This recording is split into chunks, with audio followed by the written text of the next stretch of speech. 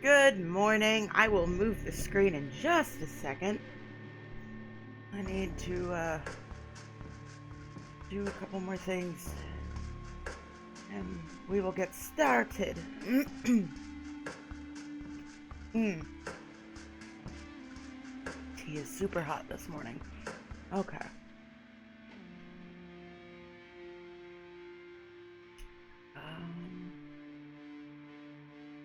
Vlad, I would appreciate it if you stopped. He's being a little pain in the ass this morning. Hey! Stop! Are you stuck? Are you stuck? Are you stuck? Are you stuck to the blanket? Look, you little turd. Stop. You're being a butt. Ugh, let mommy work. Ooh, shit. Okay. Good morning. We are back. This is really loud in my head. Or ears.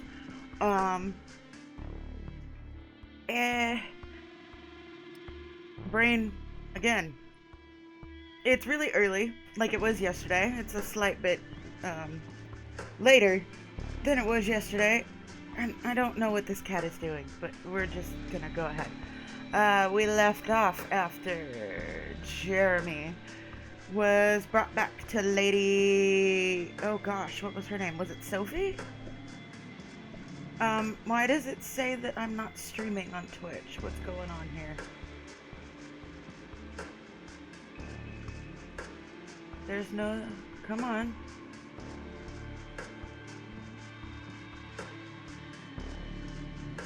The session isn't showing up. That's weird. Well, it looks like it's working. I'm gonna do a couple things. The session number's not updating. That's weird. Okay, there it goes.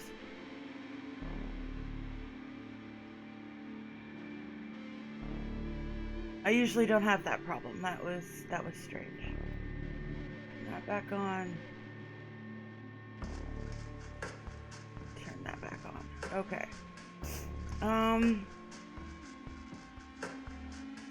There. Yeah. La da la. Again, early. We again left off with Jeremy having been saved, rather, by Miss Sophie. I don't remember what her last name was. Is it Langley? I think we'll, get a reminder later.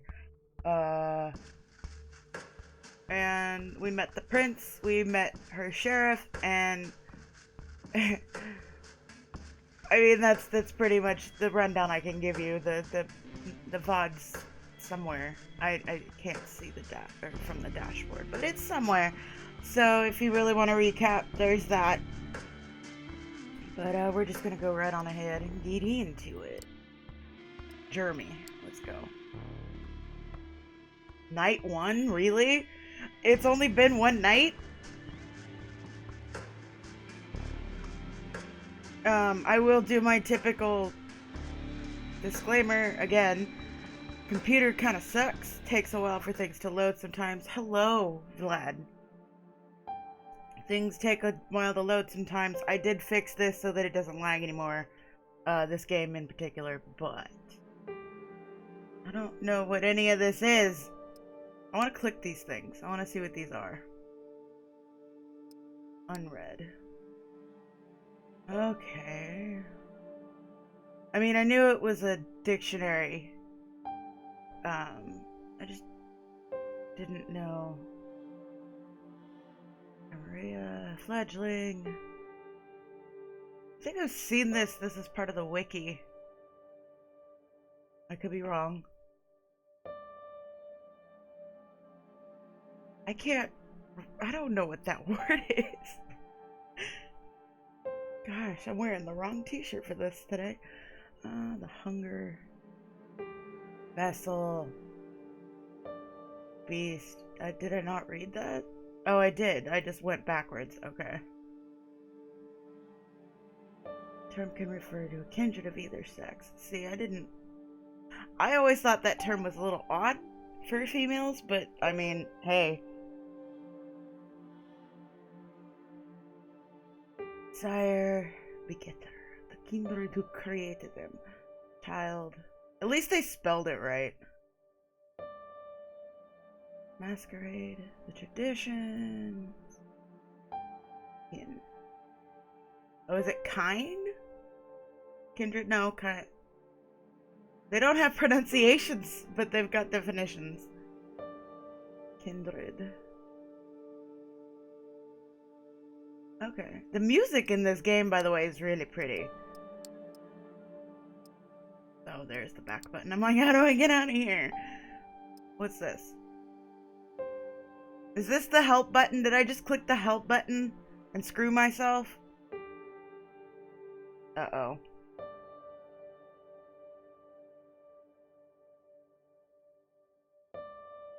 What did I do? Because now I can't click anything else. Yep. Oopsie. Vlad. There's nothing under there. You booger. No. Please don't crash. I don't know what this is, and I think I messed myself up.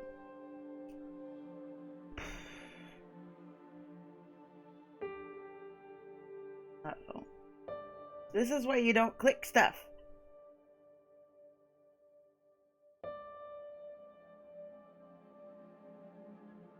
Come on. There it goes. It made a sound anyway. Log. Oh, okay. You keep coming back to the... Oh, why is it all the way... Oh, it's a journal. Holy shit. Oh, it's a massive journal. Okay. Thank you for... Well, that's kind of cool. So if you wanted to go back and read your own vampire story, that's kind of cool. Okay. I got no idea what these do, so we're just gonna rest. Okay.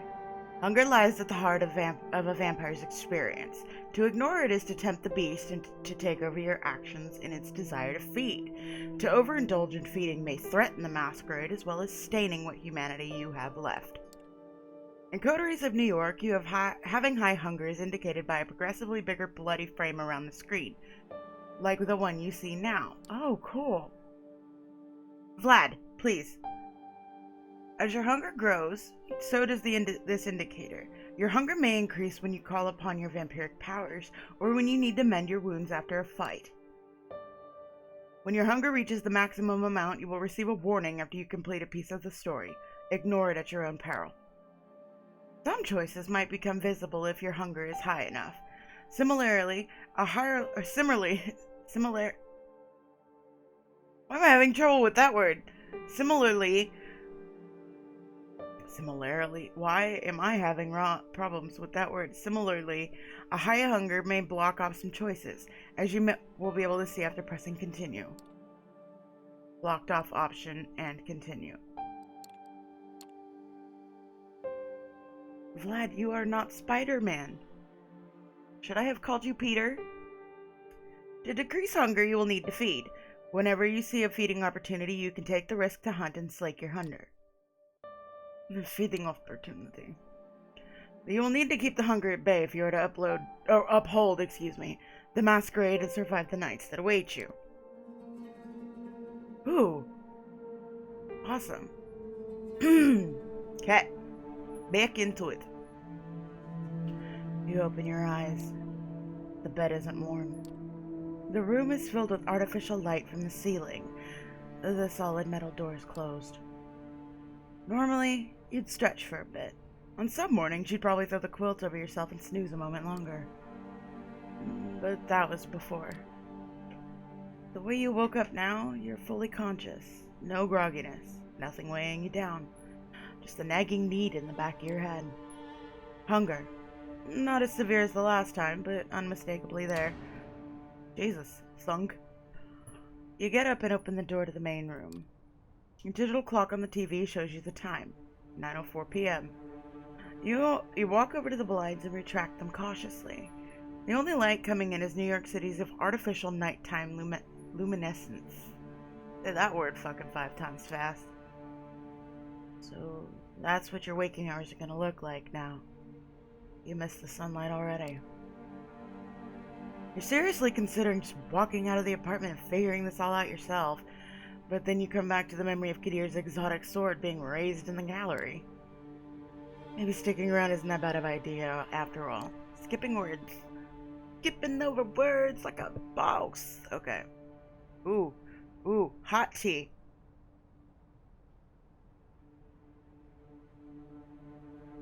You keep jumping channels for about a half an hour. For around a half an hour, and then switch to streaming services. Almost as if the universe had a sense of irony, you catch True Blood in the flood of recommendations. Oh, hello. What kind of freak... Oh, well, it is New York. I was gonna say, what kind of fucking doorbell is that? It's Sophie. Good evening, Jeremy. Slept well?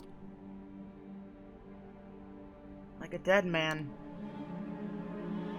My little baby. My poor baby. Curious wording, but not that far from the truth, I suppose. No use dwelling on it. I think you will agree with time. You made the right choice yesterday. I can teach you many things about yourself, your blood, its desires, and its power. We will begin tonight. You are hungry, yes? I'm sure you are. Our kind always is. There is only one remedy. Blood. The drinks we had yesterday at Elysium are not the usual way you slake your thirst. So tonight, I will assist you in your first foray into hunting. You will need to learn to sense the kind of blood you desire. To understand how you can use the keen... Is it kind or keen? Because kind of need to know. Kind's vulnerabilities to your advantage. I'm ready to learn, because why would I keep being... I don't see him, personally, as being... I mean, he's probably kind of aggressive when he needs to be, but I don't feel like he'd be super aggressive when it comes to something like this, because better to be alive than dead. Well, dead alive than dead.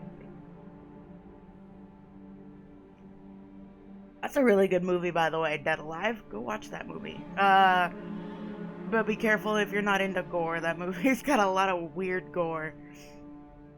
Anywho, I think that's a Del Toro movie. I'm gonna have to look it up. Well, I'm ready to learn. Let's get started. Such eagerness. Or is it your hunger making you impatient? You'll find that drinking moderate amounts of it regularly will keep the hunger and the whispers of the beast away. You might think yourself monstrous, but there is a balance to be found here. The kiss gives the keen yet again pleasure. You might remember this from your own embrace. Some can even become addicted to the sensation, but if you do it right, they tend to misremember your feeding. After all, vampires do not exist. They're myths, fairy tales, and pop culture mainstays. Correct? She gives you a sly, knowing smile. That's why the masquerade is so important, and even more crucial when you feed. How do you cover your tracks? Biting people leaves marks, right? And the victims remember your face? You shouldn't concern yourself with leaving marks. These are easy to conceal. You just need to bite carefully and then lick the punctures closed. And that's all there is to it. As for being remembered, like I mentioned, the kiss is an ecstatic experience, so kind can barely recall the details. I don't know why I stumbled. And even when they do, the city's enormous. You could spend days on the streets and not see the same face twice. Use that to your advantage. Feeding from the same area repeatedly can be dangerous, but by branching out you risk the ire of the other kindred on whose domains you trespass. Lucky for you, NYC is more forgiving in this regard. New York is in somewhat of a unique position. Many of its neighborhoods remain contested or unclaimed. The reason for this is a lesson for another time, but keep the following in mind. Take opportunities to feed when they present themselves these upcoming nights. As long as you hunt cautiously and respect the Masquerade at all times, you should be fine. To wit, I want you to... Oh. Is that a typo, or is that just how you talk? Because, I don't think I've ever heard that before, but okay. To wit, I want you to join me for a trip tonight. Come downstairs. Gregory's waiting for us. The busy street fills the air with traffic noise, pedestrian chatter, and a mix of smells that disorient you momentarily. These warm bodies contain what you want, what you need. You catch yourself. Did you really just think of these people as mere sources of blood? It takes a nudge from Sophie to break your train of thought. Her driver opens the door for her, then tips his hat to you, gesturing to the back of the car. The car casually joins the somewhat thinned New York traffic. Loud. It's still busy in a way that what only... Good morning. It's still busy in a way only one of the biggest cities in the world can be. But compared to the daytime commute, it's a pleasant drive. You barely have the time to gather your thoughts and formulate new questions before the car comes to a stop. You're among the tall skyscrapers that make up Manhattan's iconic skyline. You feel a pang of emotion when you realize this is where you took part in the exhibition just 2 nights prior. Same address, and you suspect, same hall. To what ends has it been repurposed tonight? Come, Jeremy. Oh, I thought I fucked something. Whoops. Bumped my little desk thingy and hit the mouse. Anyway. Come, Jeremy. Park the car, Gregory, will you? The driver just nods and Sophie gets out.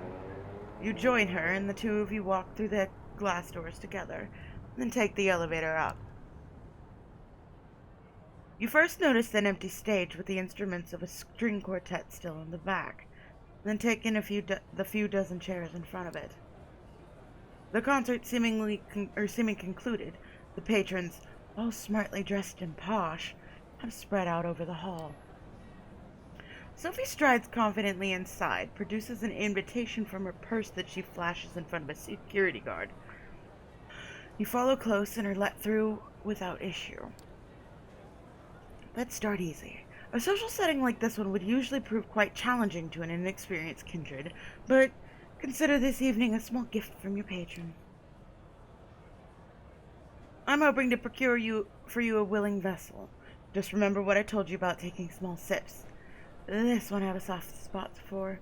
Don't damage her. Now, let's see. Ah, there he is. She notices somebody in the crowd, flashes a heart-melting smile, and suddenly, even you feel drawn to her. You haven't thought about it before, but it's laid clear before you in this moment. Sophie is beautiful. Just looking at her is a privilege. Just being with her makes you feel elated. Everybody in the crowd, but especially the man who's almost tripping over himself to reach her, clearly agrees. His name is Edgar! I love it! Oh my god, I love it! Sorry, Lost Boys fan, I had to. Edgar, I'm so happy to see you. How's your daughter? Is she with you? Oh, there she is! Julie, my girl, come over, please. There's somebody I'd like you to meet. The young woman who walks across the hall can't be more than 19 years old. It's clear from her mismatched earrings and the partially faded purple hair dye that she doesn't fit this crowd. Julie, this is Jeremy. I think the two of you should get acquainted while I talk business with your dad. Awfully boring stuff, I assure you. I'm positive you'll like each other. The girl gives you a shy smile and nods towards the balcony stairs. You follow, somewhat unsure what it is exactly Sophie expects you to do. You reach a secluded space from which the entire lobby is visible. All eyes are on Sophie. They listen intently, then laugh when she does. Julie saves you the trouble of figuring out the next step. She looks like that girl from that Scott Pilgrim movie that I've never seen before.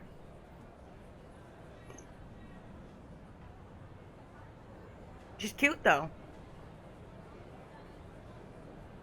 If you're with Sophie, then I guess you're, I mean that you know... She puts her wrist to her lips and gives herself a theatrical nip, and then looks to you, embarrassed, but also hopeful. Yeah, I do. Yeah, yes, I do. She takes off her jacket, unbuttons her sleeve, then rolls it up. Oh, how cute! That's a cute little tattoo! You see a tattoo of a cat in an astronaut suit, one feline eye winking at you. There, just enjoy. A perfectly awkward smile and a blush. I'm going to drink from Julie, just carefully. You take her forearm in your hand. Please don't bite through the goddamn tattoo, though. That'd be rude. You take her forearm in your hands. A quick look around confirms nobody's watching, and no security cameras cover this area. You bite down, gently. It's surreal. She's just given you her blood off of her own volition. How's this possible? What about the masquerade? You need to ask Sophie. Your thoughts disappear amid the bliss. There's just the taste. Sweet, fresh, sanguine. You drink. And drink. And drink. No. Stop. Stop. Stop. You tear away from the girl harder than you wanted. Still, the bite just leaves just tiny punctures. Almost as if by instinct, you lick them clean and the two holes become concealed, just like that. Julie is now leaning on the wall, pale, wobbly on her feet, but happy? She lets out a dreamy sigh, opens her eyes. A few tears fall onto her shirt. Tears of joy. Thank you. Oh, thank you. Please, can you walk me downstairs? Please? My dad he doesn't know. He thinks it's a condition. Miss Langley told him so. She leans on you and requests you walk her over to a bench. She takes a seat and smiles at you. The crowd around Sophie disperses slowly. Looking at her now, only some residual awe hangs in the air. Yeah, she's pretty. Maybe even beautiful, sure, but not your type. What came over you before? You walk over to her. Edgar, dear, it was splendid talking to you, but we need to get going. Give Julie my best wishes. Come with Jeremy. Jesus. Gregory is waiting for you out front. It's only in the car that Sophie addresses you. I could tell from your look that you took the opportunity. Good for you. That girl's exquisite, don't you think? You wouldn't tell by her demeanor, but she has so much passion. It brings out a unique bouquet in her blood. I feel like I took advantage of her. This feels all wrong. I feel like I violated her. Like I took advantage of her. Oh, please, spare me your dramatics. I'm sure she was happy sharing herself. She's such a sheltered girl. Let her have fun from time to time. Time for the next stop. Training wheels off this time. Gregory, Flushing Meadows, please. The driver takes the car over the Williamsburg Bridge. You settle your thoughts.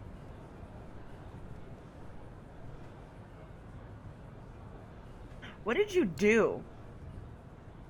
Those people back at the hall, they were all entranced. Even I was under your spell. What was that? She smiles with satisfaction. That old trick. Just the blood doing my bidding. We all have our talents. Some of them come from the legacy we inherit from our sire. Others can be learned with experience. I can sway people or make them fear me. I see more of the world and in greater detail than some kindred. I can will my body to move with unparalleled precision and grace, and more. All of these skills make me who I am. They also help me hunt. How do I use mine? How exactly do I use these talents? You will the blood to do your bidding. Many times you'll find you do these things intuitively, almost passively. But making the entire room focus their attention on you? That is tempting the beast. You always keep the Masquerade in mind, however. It's all fine if you can disappear in plain sight or command animals with your mind, but save those overt talents for the right place and time. Oh. Ooh. Is that the Friends fountain? No. First thing that comes to mind, is that the Friends fountain? I don't know.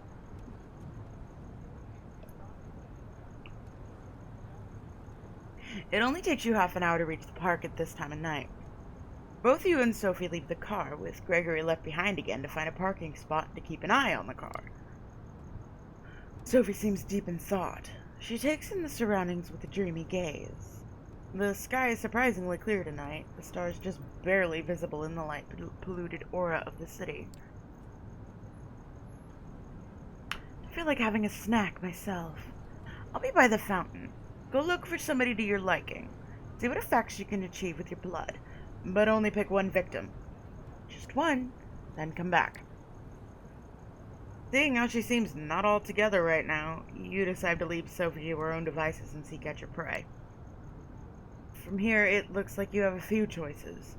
Just taking a stroll around the park and finding an isolated jogger or someone like them could work, but focusing on one area might work better.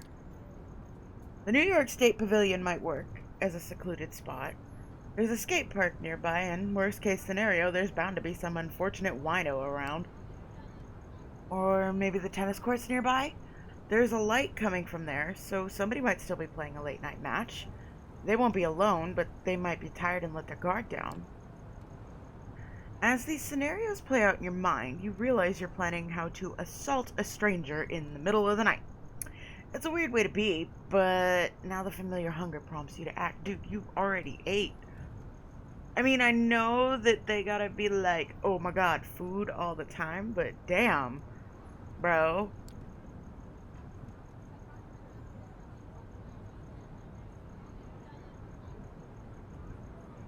Okay, do we want... I don't know, do we want... good food? Possibly drunk food? Or high-risk food?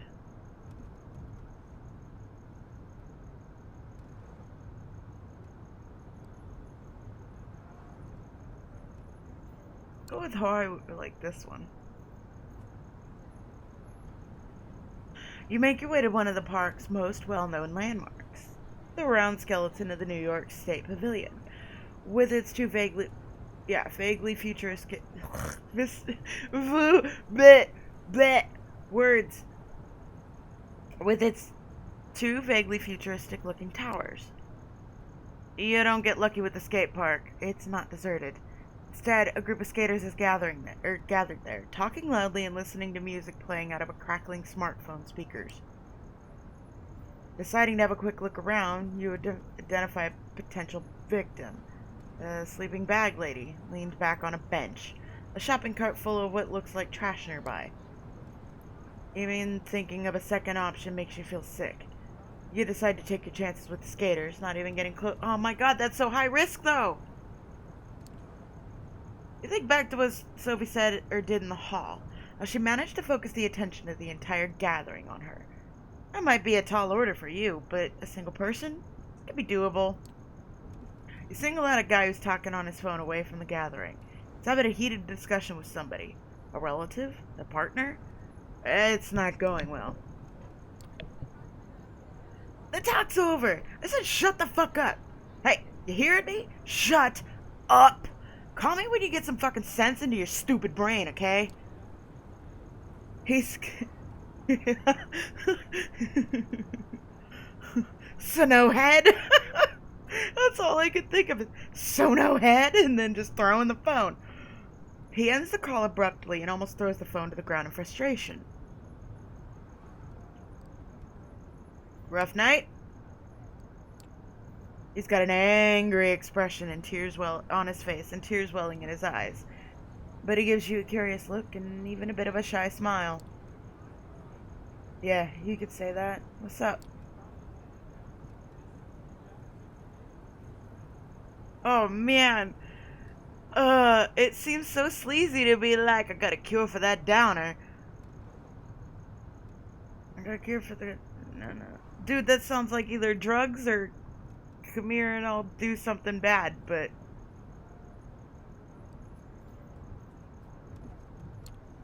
Well, sir, let's talk. I think you need somebody to talk to right now, yeah? He takes a few steps forward, away from his buddies, who remain totally oblivious to what's happening. But you see your influence fading. You take your chance and lunge. Oh no. Please do not get me caught. Do not get me caught. Your fangs sink into his exposed shoulder. He shivers and lets out a moan. His phone hits the pavement and you hear the casing crack. His blood tastes like a clash of hot emotion and melancholy, laced with some artificial stimulant you can't quite place. An energy drink? A recreational drug? It's a strange mix. You hardly have the chance to savor it, as the proximity of the skater's friends makes you feel vulnerable. You hastily finish drinking and drag the guy over to the pavilion. When you turn around, you realize you're not alone. A hooded man is looking menacingly at you.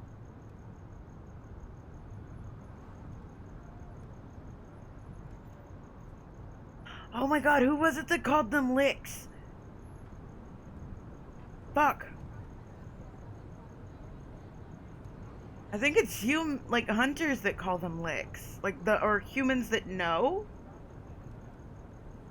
I don't remember. It's been a while since I've watched LA by Night, because I kind of stopped. I'm going to say that I stopped watching it, but it's not for the, fact that I don't like the show. There's deeper reasons that I don't go into, but... Anyway. What do you think you're doing, barging in on my turf like this, lick? Didn't mean to trespass. I'm gone.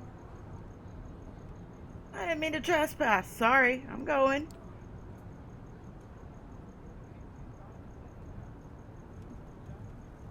Okay. Too late for that, friendo. You want to leave here in one piece? You talk. Candidly. I know what you are, so you can shove that masquerade misdirection up your ass. Now, better tell me who you're with before my posse shows up and we beat it out of you. Am I gonna get my ass kicked? Fuck that. You talk big, but I'm thinking you're just a chump. Wanna prove me wrong? Oh! Is he half? He tenses up. Oh. This is a full World of Darkness game, so perhaps he's werewolf? But would I not smell this? I don't know. I don't know how this works. I'm sorry. He tenses up, gives you an extremely nasty look, and bares his fangs. You don't want to push your luck, dumb fuck. My crew is within earshot and one shot away, and you are D-O-N-E done. You get what I'm saying? So if you want to dance, let's dance. Once I'm through, I'm going to hand you over to Callahan, and you're going to be sorry I didn't finish you off instead.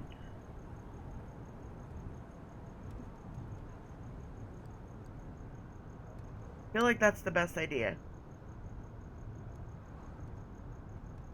You take off, fast. Faster than you've ever run. The hoodlum has trouble keeping up, but howls behind you like an animal and gives chase anyway. As you reach the Unisphere again, you slow down, noticing two people near the sculpture, a man and a woman tangled in a passionate embrace. No, not exactly. It's Sophie. Feeding. But this whole scene is set up so it looks like a couple getting intimate in public. She pulls it off like she's done it 100 times before. It occurs to you that she probably has. The man is unsure on his feet as she lets go of him and leads him towards a nearby bench. Noticing you, she whispers something into his ear and leaves him. Her driver appears from behind a tree. Well, Jeremy, how did it go? You're about to answer when the same figure as before emerges from one of the alleys. He looks at the three of you, and a predatory smile creeps onto his lips. You thought you could run away from me, Lick? Think you'll be safe with your friends? Well, I have friends too. I think I fucked up hella bad. He makes the motion to shout, but two things happen at almost the same time. First, that feeling of warmth and beauty emanating from Sophie flares up again, entrancing both you and the hooded thug. His shout comes out as a weak, confused squeak. Second, oh no, Gregory, rude. You didn't need to put him in fucking torpor. That's just, fuck, that's horrid. Unless, like, there's a reason that was rude, man. I have feelings about that, and they're not good ones. I fucked up. That was my bad, and I feel terrible about it, actually. Lesson number 1, don't be a hard ass. Don't be a hard ass. Second, Gregory produces a wooden stake from a holster under his jacket and slams it into the thug's chest. Just like that, in a few seconds, the posturing vampire is down on the ground, paralyzed. I see you've made a friend, Jeremy. Curious choice of company, I would say. Who is he? You mentioned a Callahan? He said something about presenting me to somebody named Callahan. Ever heard of him? She looks shocked for a split second, then recovers her countenance. Yeah. Oh, no! Oh, no!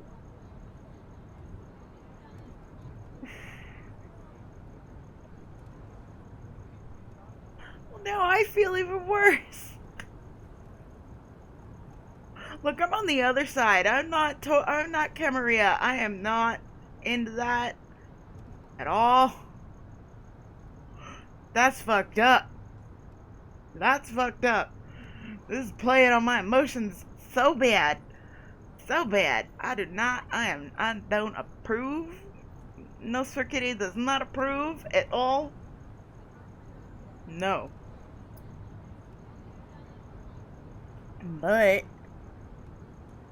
since we're not Bruja, and I believe the Ventru probably would be Camarilla too. Okay.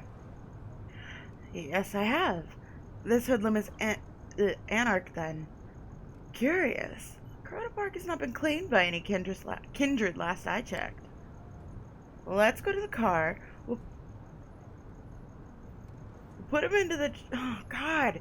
You're evil. I don't like this. I am so mad. Put him in the trunk and present him to Kadir tomorrow night. I'm sure he'll be delighted to make this unbound's acquaintance. Oh, fuck, I feel like a dick. Can I, like, unstake him and let him go secretly? Please?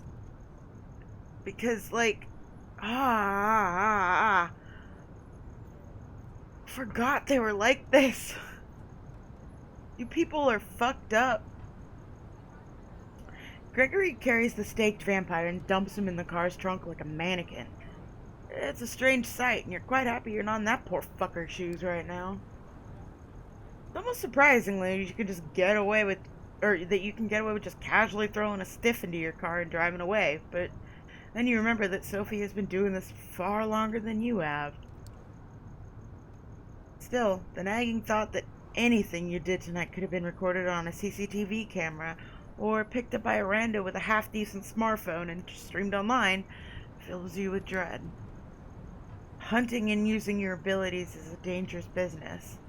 It's clear that this whole being a vampire thing has about as many caveats as it has perks. Caveats, excuse me, cavats. Is that even a word, cavat? I think it is. You're taking out of your headspace by Sophie's voice. I'll pick you up tomorrow night, same as tonight. I have some business to attend to at Elysium, and I expect you to accompany me. Plus, our friend in the back needs to be properly introduced to Kadir and the Prince. Sure, he'll have some interesting things to say to the court. God, I don't like you anymore. I don't like this anymore. It's a great game, though, don't get me wrong. I'm having fun with it. I'm really sad about that. I did not... Anarchs all the way, motherfucker. Sorry. Her voice is cold, cruel, and nothing like the enchanting personality she showed at the gallery earlier tonight. Sophie is clearly a woman of many faces.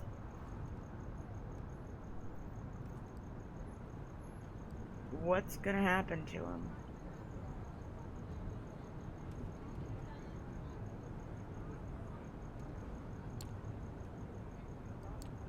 The usual, I imagine. An interrogation by Kadir, probably in the basement of the gallery. A quick trial, with the prince in attendance if she's there tomorrow night. A swift execution as the verdict.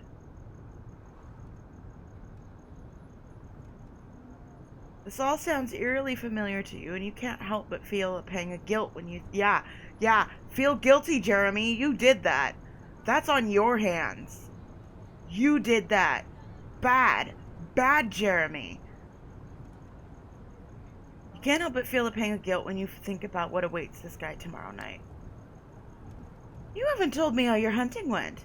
Getting the hang of it, I would hope. Yeah, I think so. I think I am. Yeah, I'll cope. I'm glad. She doesn't question you further. She seems distracted, not all there. Her thoughts drift, and the car remains silent until you reach your apartment. We'll pick you up tomorrow evening. Good night. Just like that, without any further courtesy, Sophie leaves, driven to her apartment by a Gregory, with a body in the trunk. Right in the middle of Manhattan. I really just want to go back and fix this because I am... that's so fucked up. I kind of feel like that might have happened anyway. But that's so fucked up. That is so fucked up. I'm having so many issues with this right now. Did you cross paths with situations like this in the past, unknowingly? What other secrets did you pass on the streets without knowing their true nature? Your haven is just as you left it hours ago, although the sun won't come up for some time. You feel tired. You learned something about yourself today, and it'll take time to process. Yeah, we're never ever gonna fucking do that again. Never ever ever. No more, like, throwing Anarchs to the wolves. I didn't know. Maybe I should have just fought him. Oh, man. April would be so mad at me. You're not in the mood for television, and the few books on the shelves in the apartment are either in languages you don't understand or sound like a boring read. Why hasn't this woman given me art stuff? Like, hello, you know I'm an artist. Nothing left to do but rest. You settle in the back room, lock the door. A moment of hesitation, but then a decision. This time you turn the light off. You think back to Julie. How many people in this city know about this vampiric society? How many are willing accomplices in sustaining it? And the thug you met in the park. If he's not Camarilla, then what is he? Are there independent vampires? How does that work? More questions. You begin wondering if there's ever going to be a night when you start crossing them off the list instead of adding to it. You close your eyes. You sink into the now familiar void of nothingness. It greets you with open arms like an old friend. I am so angry about that. Let me see here. The Anarch movement. Vampire sect that opposes the tyranny of the elders and has placed itself outside the secret society of the Camarilla. You mean the people with the good brains. The people who have the right idea about everything. These are the good people. I mean, I understand why the rules are in place. I understand. But that doesn't mean they're right. I mean, come on. Execution for not following orders? Hello? Execution for making a baby on accident. Well, okay, that was on purpose, but... Hello? I didn't ask you, so I'm gonna kill your kid. That's basically what they did. It's like, I didn't ask to make this child, so I'm gonna kill it. You can kill it, and then you gotta kill me. Like, come on. Dude. No. No. I don't like it. Again, I understand why the rules are in place. It doesn't mean I have to agree with them. Social system of a city's kindred, resembling the feudal system of mortals. At the top is the prince, below them the members of the Primogen Council. Order in the domain is maintained by a sheriff. The gatherings are organized in secret sanctuaries known as Elysiums. Heaven. Vampires' home or base, where they find sanctuary from the sun. Domain. Area of a particular vampire's influence. Prince's prices. Is a price. Princes claim entire cities as their domains, sometimes allowing lesser vampires to claim domain within. Elysium. Place where vampires may gather without fear of harm. Court functions in Elysium are strictly kept apart from mortals and surrounded by secrecy, but the Elysium building itself could be a public museum, a gallery, or a club. Berghain is an Anarch Elysium. The Louvre is a Camarilla Elysium. I don't know. Is that Berghain? I don't know how to say that.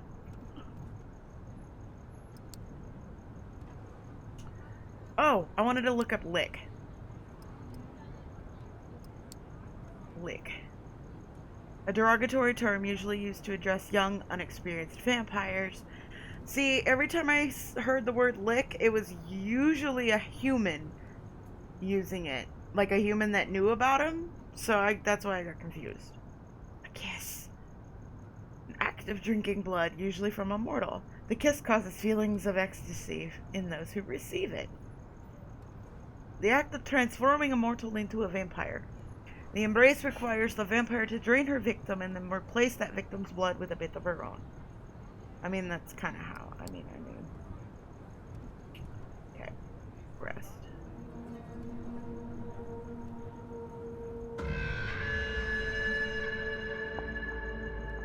You open your eyes. It's pitch dark here. The blackness of a coffin drifting in the abyss. Oh. Right, the light. You grasp for the switch, flip it. The familiar cramped room with a steel door and no windows comes into view. You emerge from the bedroom fully awake, just like yesterday. Hang on. Headset is just...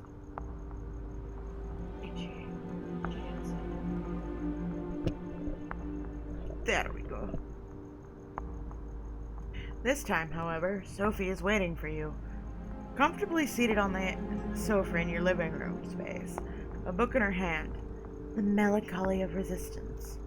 The title's sure on brand. Good evening, Jeremy.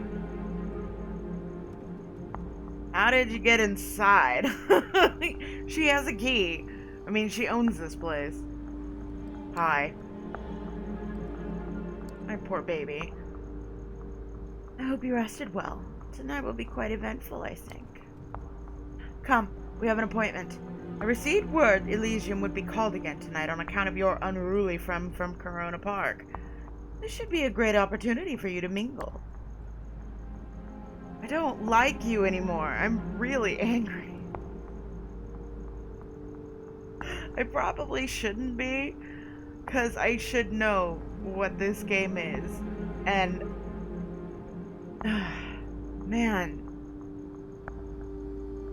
Man. She keeps talking to you as you walk downstairs and get in the car. Ooh, I wonder if I'll have a chance to join the Anarchs. Because if I have a chance to join the Anarchs, oh, bitch. Bitch. I'm out of here. Walk downstairs and get in the car. Gregory gives you a slight nod and a small smile while opening the door for Sophie. He starts the car when you take your seat in the back. Most of the Primogen Council is bound to be there, at least those who usually attend. Probably some other important personalities you do well to at least learn about. More politics? Huh. Great. Sounds delightful.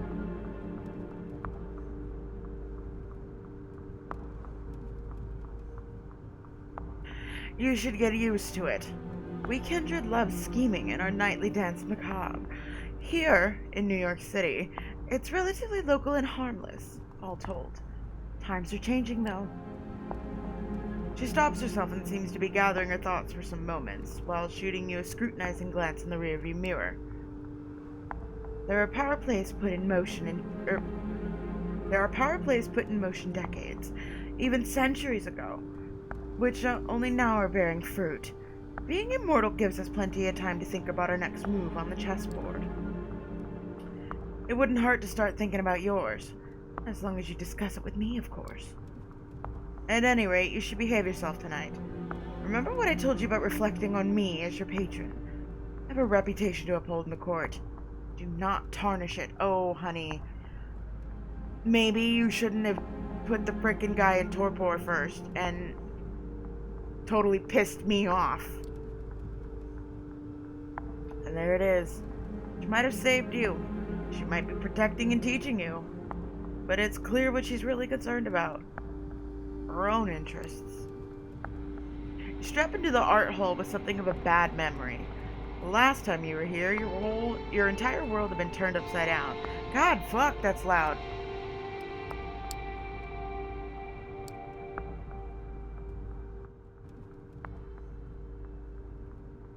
There. I don't think it needs to be that loud, man. Something about man. The last time you were here, your entire world had been turned upside down and your existence nearly ended. But tonight, there is very little outward hostility. Yes, Kadir gives you a look that's definitely intended to remind you of your place, but the prince, also in attendance, seems pleased to see you. Welcome, Sophie. Jeremy. Did I get that right? Why is that so loud? Back. Oops, wrong one.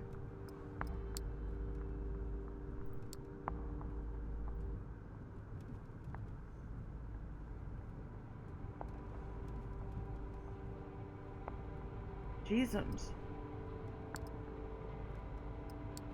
That does not need to be that loud, yo. Okay. Good evening to both of you. I understand there is somebody else you wish to present to the court tonight? Yes, Prince. They will be joining us shortly. My assistant is retrieving them presently. This better be worth the prince's time, Langley. The prince gives Kadir a cold glance. Forgive the sheriff's harshness. He's in a particularly foul mood tonight. Something to do with Jeremy's begetter eluding his grasp, I believe. Ouch. That must have hurt his ego, even if his only reply is a crooked smile. The mention of your sire makes you feel a pang of emotion again. Whoever he was, he left a lasting impression. One reinforced with your visit to the show space last night. That's the past. Right now, though, you're back in the gallery and are reminded of your sister instead. Emma frequents this place.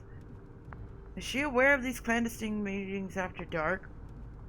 Wow, brain. Hang on, I have weird text. Do not text me when I am streaming. Please. All I ask is please do not text while I stream. Please. Okay. The flaring up of whispers in the gallery hall breaks you out of your thoughts. Gregory enters the room, the jumpsuit-clad inert vampire still staked on his shoulder. Oh, the show's about to be start. Sophie's driver places his charge in the middle of the room and nods respectfully to Kadir. The sheriff approaches the vampire and removes the stake from his chest. The captive's eyes flicker to life, and he starts looking around in disbelief. Like a cornered animal, he backs out on all fours, keeps going in circles until he realizes he's trapped. Kadir steps on the man's chest and pins him to the floor. Why, who do we have here? Oh, fuck. Oh, shit. No, come on, don't! Silence. The sheriff takes on an aura of utter dread. He appears as if he's a primal force of nature that's out to get you, and there's absolutely nothing you can do but shrivel in terror. The beast inside you shrieks, and you could swear it happens in unison with the instincts of some of the other guests here tonight. It's unlike anything you've experienced in his company during your turbulent first night as a vampire. He really did go easy on you, all things considered. It seems like it takes all of the hoodlum's willpower not to crawl into a fetal position and start crying. No! Please, don't hurt me, man, don't! You and me are gonna have a little talk downstairs at the prince's discretion. Please, go ahead, my sheriff. You heard the prince. Get up. Let's go. He doesn't wait for a confirmation. He just grabs the man and drags him, kicking and screaming, out of the room. Conversations start all around you. Some whispered, some quite overt. Sophie looks somewhat bored of the whole affair, her eyes wandering from art piece to art piece, clearly finding nothing to her particular liking.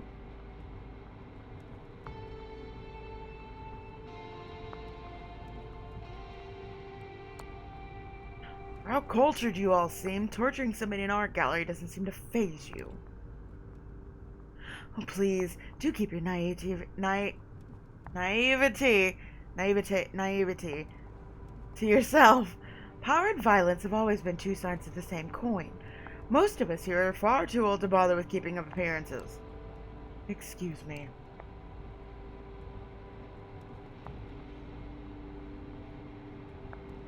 I am beginning to hate you, and I'm hoping you give me a chance to join the Anarchs, please?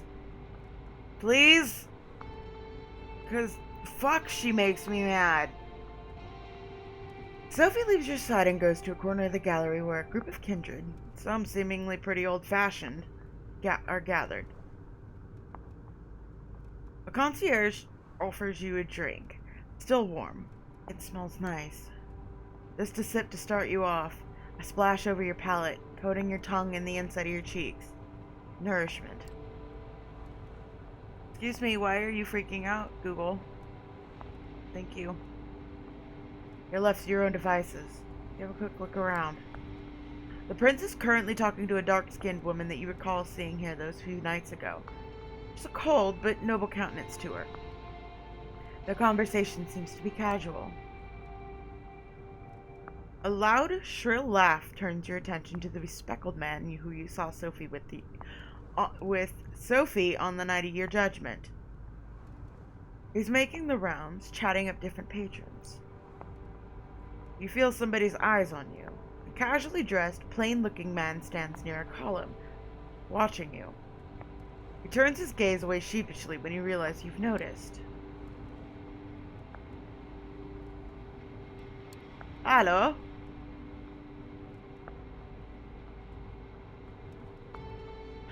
There's something about this guy. It's not that he's staring at you. Most everybody in this room has at one point or another. It's how he does it. He seems shy, maybe even afraid. It's hard to find a secluded spot in the gallery tonight, but this guy has an entire corner of the room all to himself. He's standing alone, no glass in hand, just a look of worry as you approach. Good evening, Mr. Larson. Or you can call me Robert. Either's fine. I like your hair. You got cool hair.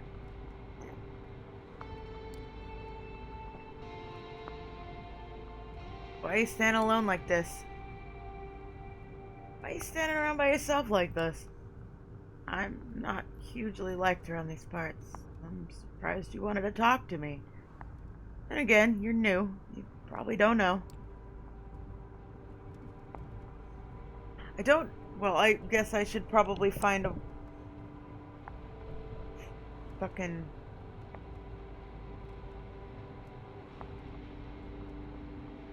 Let's see. What's his word? Privileged Council represents the interests of the local kindred and advises the prince on matters of law and rule. Traditionally, it consists of representatives from each of the most prominent clans or factions in the domain, naturally favoring those of the Camarilla, though outsiders are allowed to report any issues to a Primogen not of their own clan. Primogen are often elders, but despite the term, Primogen from Latin means, the firstborn. There are no rules in place that this is how it must be. In fact, during the last few decades, more and more councils have seen drastic changes to their structure. Okay. One of Prince Panhard's, Primogen. I'm here on business, in case the prince requires my insight. Usually so she can hear me out before she ignores me. Not sure if you were paying attention the other night, but when Prince Panhard mentioned diverging opinions on whether you should be executed or not, that was me. I was the diverging opinion. Wow, thank you. That's huge. Thank you. Even if it didn't change the prince's mind. Yeah, that's usually how it goes. Listen, I don't want to be rude, and I appreciate you reaching out, but word of advice, stay away from me. Many vampires in this sect regard my position as Primogen to be a kind of a joke, you know? You talk to me, they'll notice, and they'll hold it against you.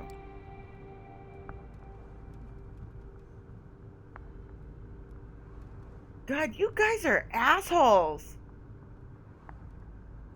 You people are fucking dicks, dude. This makes me so mad. This is why I don't like bougie rich people. This is really why I don't like bougie rich people. Okay. You have a quick look behind you and see that a few of the kindred keep shooting you curious glances. One woman especially, a redhead boasting a fanciful hairstyle, watches you disapprovingly. Some of them already do, I imagine. Excuse me, I need to try to get a word in with a few Primogen members before Kadir returns. Enjoy your night. With just the critical looks of a few kindred to keep you company, you start thinking about who to pursue next. You notice Sophie mingling with other kindred, clearly in her element and not to be disturbed.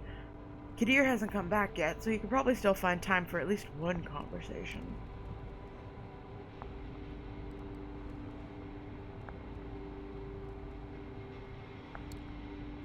The man notices your attention, but it takes a few minutes before he pauses in his mingling long enough for you to actually approach him. Whoops! Glances at you curiously. Oh god, you're scary! Ah! I don't like you! Thomas Arturo.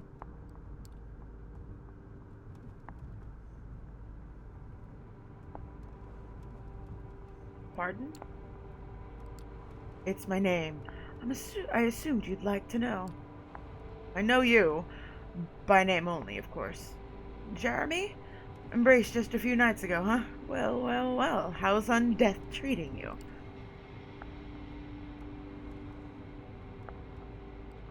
I'm coping. It takes some getting used to, for sure. Oh, sure does. Sure does. It's a good thing we have an eternity to make the best of it, right? He takes a moment to clean his glasses, ignoring you completely until he's done and puts them back on. I'm sorry, got a bit distracted. You know, most of us don't need to wear these, right? I could see just fine without them, but it's a statement. The damn things kept catching specks of dust and other assorted shit, though. Never stay clean for long.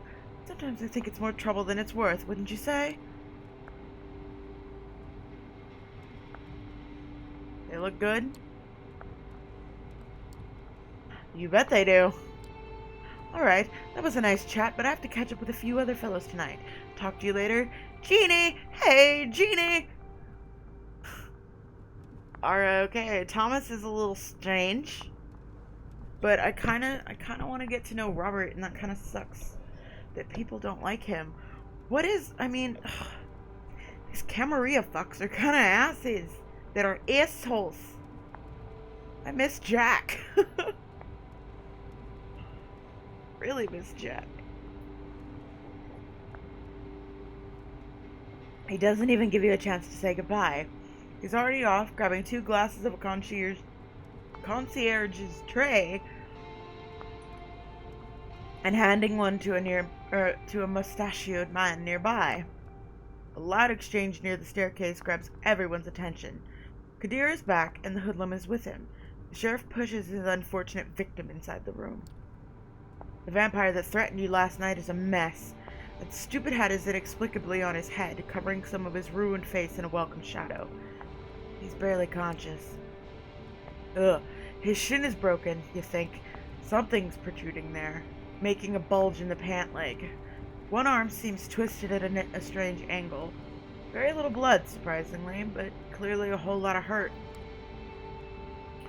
Well, Kadir, did our guest cooperate? Tell the prince your name. It's Howard. And who do you run with, Howard? The Midnighters. An Anarch coterie, my prince. Active for some time now, though. From what this one told me, the name is about the only legacy the group kept over the years. I see. Hey, Prince, I didn't mean it. I didn't know. I didn't... Oh, God.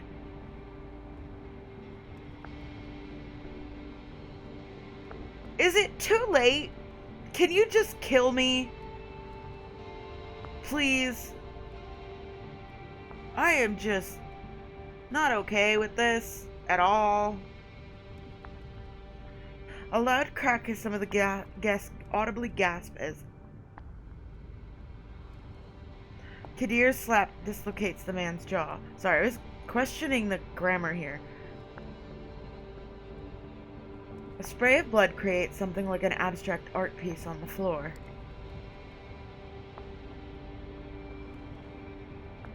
And this one is guilty of threatening a member of the Camarilla and claiming a domain without the prince's approval.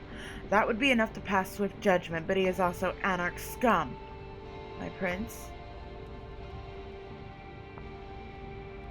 There can be only one verdict: final death. Do your duty, Sheriff. Unless, of course, somebody would like to play it being a good Samaritan like I did. Let me get... Can I have it? The look the prince serves you and Sophie is a cruel jest. Sophie takes it gracefully, smiling and slipping her arm into yours in a strange public show of affection. Nobody says anything. A vampire named Howard jumps to his feet and makes for the window.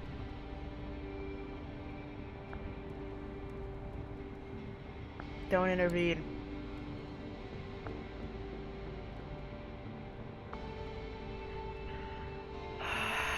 God, this is fucking torture.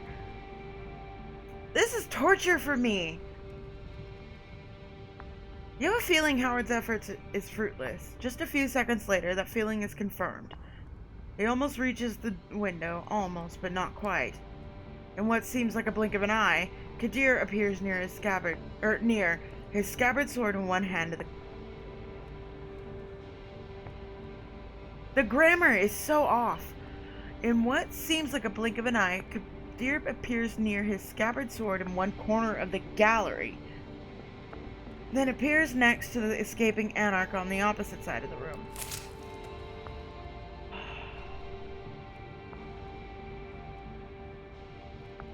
The next moment, Howard's head flies off his body, baseball cap free. His lifeless body crumples to the ground and begins to decompose in real time. It's an uncanny sight. As always, our sheriff does not fail to impress. Would like to thank Miss Langley for bringing this Anarch thug to mine and Kadir's attention. I assume all have found the verdict satisfactory. The rhetorical question, and everyone here knows it. Then I consider tonight's meeting concluded. Good night to all of you.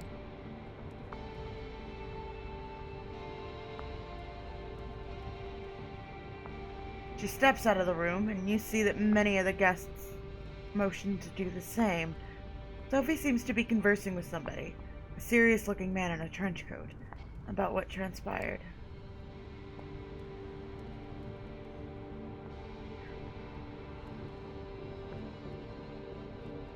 I don't want to talk to anybody. I would like to fucking leave.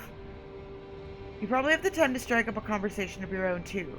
Kadir al-Ismai is still here, but it's clearly getting ready to leave, for one. Both Larson and Arturo have stayed around, too.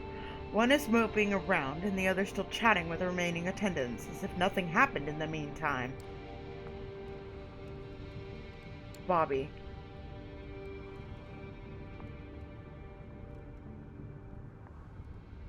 Now that the gallery is emptying, you hope Larson will be less eager to excuse himself out of talking to you.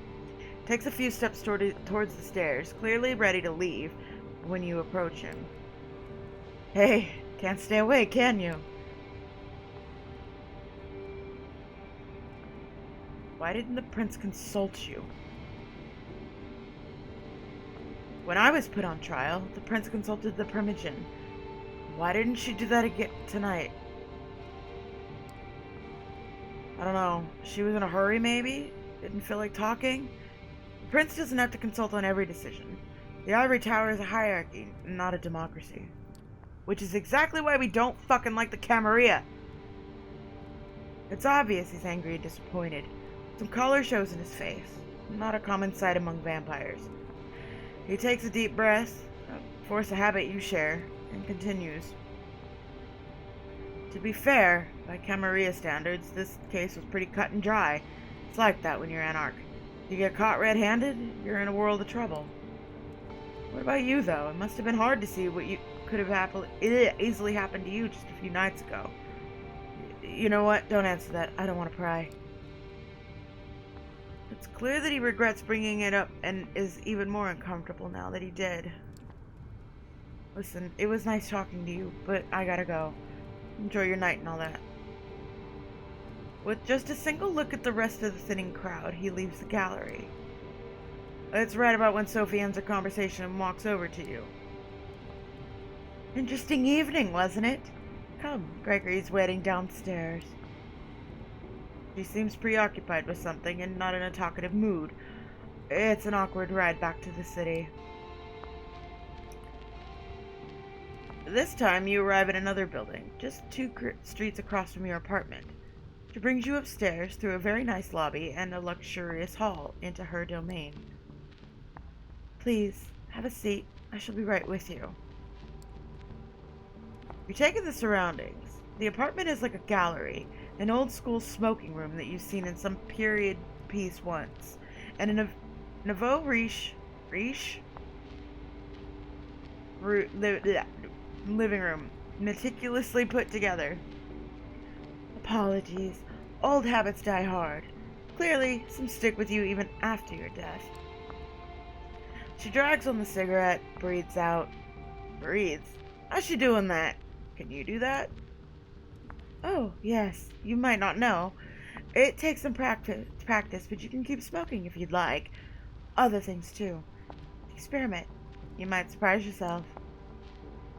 But I did not bring you here to show off. This is where I rest these nights. The door in the back, the bedroom. Similar to yours. I have servants and bodyguards in addition, of course. I brought you here because I need you to trust me. When I told you before that I needed your best behavior to uphold my good standing in the court, I meant it. But that's not the whole story. I have your interest in mind, too. That's why I've given you your own haven. But what I'm trying to teach you is how to navigate this new reality. Oh, but you need to trust me or else this won't work out. You can come here whenever you feel like asking me something. When you're in trouble, too. Though I hope that won't happen often. I would ask you to come here when you wake up tomorrow. I have something to discuss with you.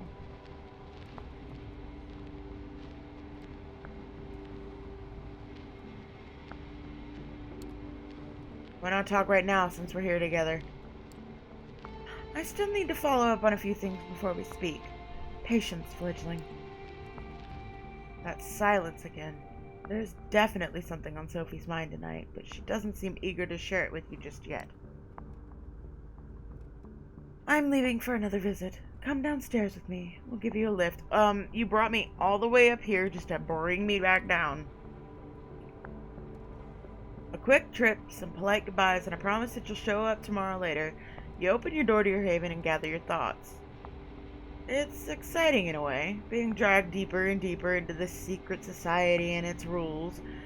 Whatever Sophie has planned for you, it's bound to teach you more about this thing you become.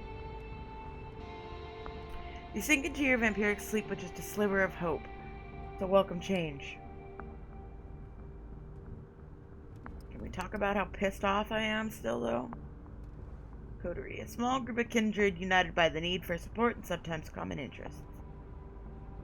Final death, when a vampire ceases to exist, crossing the line from undeath into true death. Another name for Camarilla. Another name for ass suckers. Can we tell how mad I am? Once more, darkness falls upon the city. Whoa, hello. Falls upon the city. You wake up, same as you have the past few nights, in a windowless room. As you pry open the reinforced steel, you look out into the window to see, invariably, a night bereft of sunlight. And then it hits you. The hunger. For a moment, you let yourself wonder if there will ever come a night when it's not there. Given what you've learned thus far, you probably have as much of a chance of kickstarting your heart with jumper cables. You lock the apartment behind you and head over to Sophie's apartment. You did promise to call on her. Might as well not keep the lady waiting. And hey, what else are you gonna do? Call M? She's probably worried. Or at least she will be when she actually tries to give you a call. Which might not happen for a few more weeks. Months, if she's busy doing press for her new piece. You could try to track down your sire, if the sheriff hasn't done that already. After all, he did buy your painting. There has to be a money trail, right? But even so, what would you say to him? These thoughts put you into a weird mood. A strange sensation to walk the crowded streets, same as you have so many times before, but feeling so disconnected. All these people, you're not one of them anymore. You're a vampire, kindred. You need to carve your own path in this strange new existence, one way or another. Appropriately enough, you arrive at Sophie's building just as that thought crosses your mind. A quick word with the security guard and you're led into the elevator. Apparently, Miss Langley is expecting you. Of course she is. You knock and wait, patiently as the footsteps on the other side grow closer. Finally, the door opens and Gregory, Sophie's driver, lets you in. Dude, are you, like, banging him? What is going on? You find the lady herself standing by the window, silhouetted against the city's midnight glow. She stares out, motionless, like a marbled statue.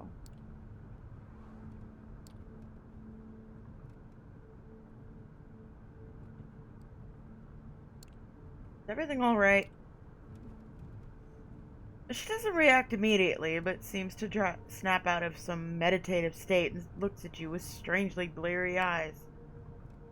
Yes, it is. How kind of you to ask. Look, I'm hoping to just get on your good side, so you leave me the fuck alone. Tell me, when you look out at this city, when you see the lights, hear the hum, smell the rain on the pavement, what do you think about? You gaze out. You thought the city couldn't surprise you anymore. You've lived here all your life, after all. But tonight, something feels different. You realize in this moment that you've truly changed. Yeah, you know what Sophie means. The way she gazed out that window and saw the truth beyond. You do the same. The view is fascinating. Each detail absorbing every angle a new experience. Each detail absorbing every angle a new experience. The familiar made sublime. When you turn to Sophie again, she smiles at you knowingly. Ah, so you understand. I had my doubts, but perhaps we are of shared lineage after all. You see, the blood that flows within me is that of Clan Toreador. There are 13 such bloodlines among this kindred, though that number has been contested in the past, and these nights it seems that nothing is certain anymore. The clans have gone by many epithets. Brain does not like words over the years. But the names used these knights have their roots in medieval times. The original Inquisition, if you can believe it. They used these to categorize us, describe our inherent differences. In time, we adopted them ourselves. Each clan has a uniqueness about it, inescapable, originating from an ancient progenitor carried from sire to child. For the Toreador, the gift lies in sensitivity of sorts. We're uniquely attuned to beauty and ugliness both. We can see either where most cannot. A blessing on most nights. Occasionally a curse. The sheriff is of my clan as well, though you'd be hard-pressed to see him as such. Poor dear, it breaks my heart to see him in this state. Still, there is a beauty to it as well. Nothing like a good fall from grace. Try as she might to act playful, you can tell she genuinely cares. She lets her gaze wander for a brief moment, but is quick to regain her composure.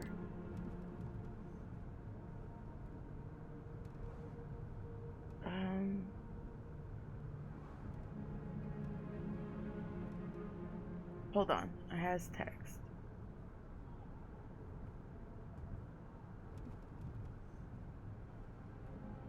Then there are the Ventru, known for their pride and proclivity to rule over others. The prince represents that clan, as is quite common in our society around the globe. Where the Blue Bloods think themselves as rulers, the Bruja like to see themselves as preeminent revolutionaries. They call for universal rebellion, while being slaves to their own temper. We don't discuss the rabble much anymore, not after they've largely broken off with the Camarilla. To think they were philosophers once long ago. I hope to tell you more about some of the other bloodlines tonight.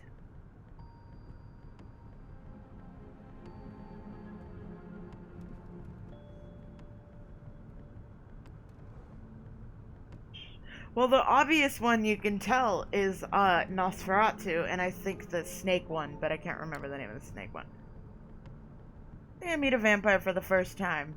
How can I tell what their clan is? Usually you cannot, with the few exceptions perhaps.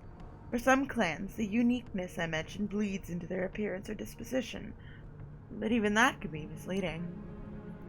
Outside of a very few specific cases, knowing one's clan is less important than understanding who they are personally. What drives them, their wants and needs, weaknesses too. Speaking of which, we come to the reason I wanted to speak to you tonight. It is customary in our society, especially among younger kindred, to organize into coteries. Sometimes these are called by the prince themselves, or mandated by a fledgling sire. In our case, you may treat it as more of a strong recommendation. I want you to seek out companions, not only because you need to learn more about our society, but also because it's useful. True friendships are rare among kindred, but having allies, even temporary ones, is something of a necessity these nights. We might be selfish creatures, but we are drawn to each other nonetheless.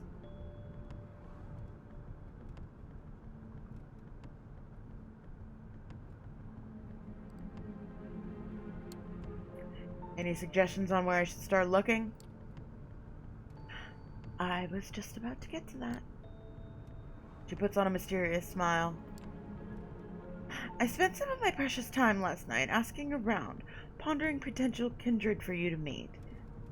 No. I want to pick my own coterie. I don't want your coterie. I want my own. My own. Because I want a secret group of Anarchs because you are evil and I don't like you. Thank you for sparing my life. I will do as you ask, but I want my own coterie. Fuck you. Because you won't like anybody that I like. I want Bruja, maybe a Nos, Something that's not gonna fuck me over like you? I spent some of my precious time last night asking around, pondering potential candidates. Came up with a short list of contacts. I hope you'll appreciate the gesture. Forging a partnership with them might offer perspectives and viewpoints that I cannot provide, lenses through which to view our kind. They are all They're all members of the Camarilla, of course. More or less. You're choosing friends for me. Wait, you're choosing friends for me now? Is this like a playdate thing? Don't try to get clever with me, darling. Think of it as a gift. One you can put to good use or squander entirely. Either way, you're welcome. Okay, I would take a Tremere, that's fine. But, I don't want your help. I want my own friends. The more we get into this, I don't like her. And I don't know if that's what's supposed to happen. But I might just also be biased. Like, heavily biased. So let us start with the Tremere. They're a powerful clan, disliked by many, but feared and respected by many more. They have been an important pillar of the Camarilla since the very beginning. They are blood sorcerers. Blood sorcerers? You could swear you once saw them play at the Apollo. Probably not the same blood sorcerers, though. Sophie snickers. Oh, child, don't be caught with that look on your face when you meet a warlock in person. They're really adept at using vitae, their own as well as others, to unique and potent effects. Since they are quite rigid in their hierarchy, I don't know why I wanted to do like a weird Scottish accent saying that word, but okay. The kindred I had in mind for you might need some persuading. His name is Agathon. From what I hear, he's quite the scholar, very ambitious, the child of a noted Tremere here in New York. Aisling Sturbridge. Aisling Sturbridge. These fucking names, dude. Spend enough time with Agathon and I'm sure you'll run into her sooner or later.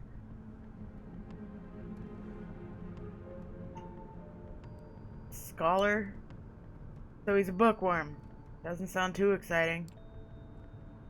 Well, to be fair, I do find the Tremere a bit tedious, but mostly because of how precise and rigorous they tend to be. For what it's worth, Agathon is said to be agreeable. For a warlock. Anyway, if you wish to contact the young Tremere, I hear you can usually find him at a New Age bookstore out on Broadway.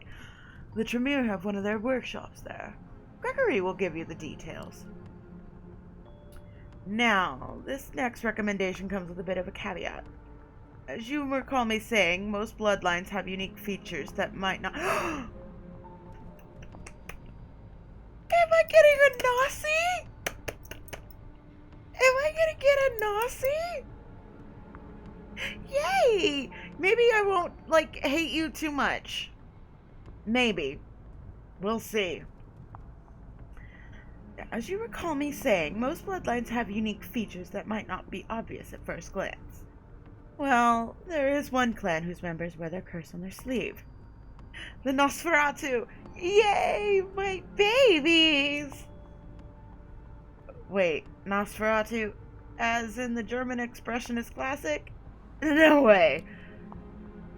No wonder they make their havens in the sewers, abandoned buildings and such. Their appearance is hideous and obviously unnatural. Had they walked the streets like other kindred, the kind would have learned of our existence long ago. Did she just shudder? It's hard to tell with her unusual complexion, but you could swear her skin suddenly took on an even more sickly color. You are so rude. I know the Tors aren't supposed to like the Nosses, but you know what? You know what? My wife was a fucking Tor, okay? We got along just fine. The one I have in mind isn't as big of an eyesore as the worst of them, but he's no Adonis either. Still, he has some talents and connections that you might find useful. His name is D'Angelo, and he has an office, for lack of a better term, in the otherwise abandoned grain terminal in Red Hook, right next to one of those Swedish stores. The name escapes me.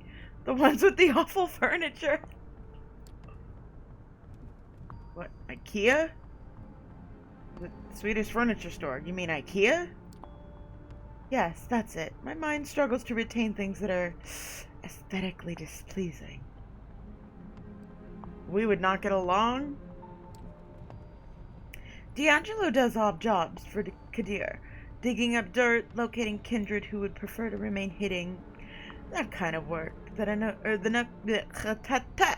the kind of work that Nosferatu are best at. It's on a case right now. Something to do with kin murders, I think. After your initial brush with our dear sheriff, I think it would be wise to show some goodwill towards his agenda. Assisting D'Angelo with his investigation might just be the thing. She takes a brief pause to look out the window again. Am I gonna get a brouhaha? Can I have a brouhaha? Please? I know you don't like them.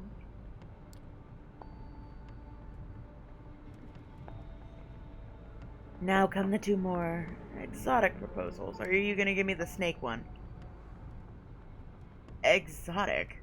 As if the blood mage and the vampire detective were business as usual. Oh, gangrels are cool. I like them. You may have heard about the gangrel before. They are a wild clan, in touch with their beast in a way that others might not dare to attempt. They mostly keep out of big cities, but there are exceptions. Normally, they haven't been a part of the Camarilla for over 2 decades, but the one kindred I would like you to meet has a strong, shall we say, familial ties to the sect. Her name is Tamika. Her sire, hey, that was my nickname for a long time. Jezebel was instrumental during the battle in New York back in 1999. The very same battle that cemented this city as, it's Camarilla domain, that's why. Sadly, her achievements have gone largely unrecognized. Tamika and a number of her siblings still reside in the domain where they were awarded after the battle, Prospect Park. Jezebel herself left the city some time ago, fed up with being underappreciated. Man, motherfucker, I would too.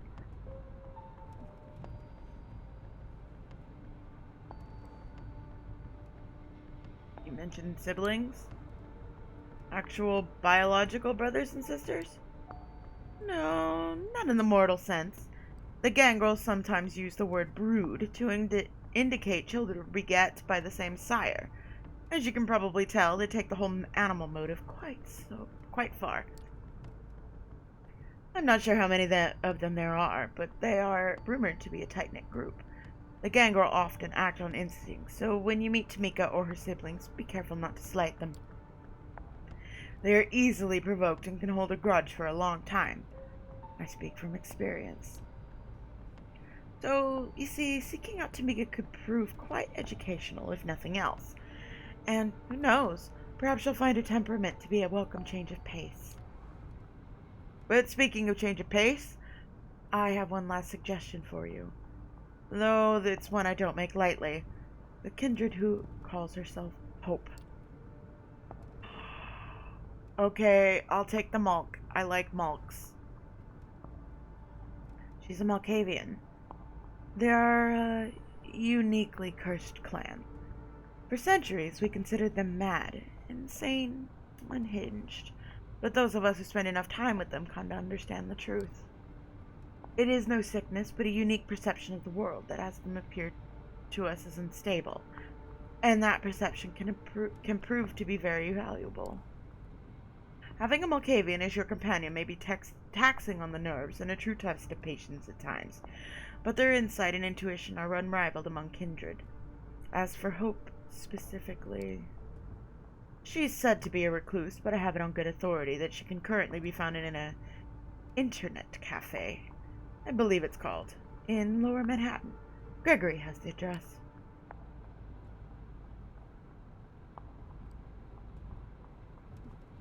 Why am I suddenly an asshole? Where'd you learn about her exactly? One of my colleagues told me about her. He considers her uniquely talented and tapped into the current fads among kin. Not something I'm personally interested in, as I'm sure you know by now.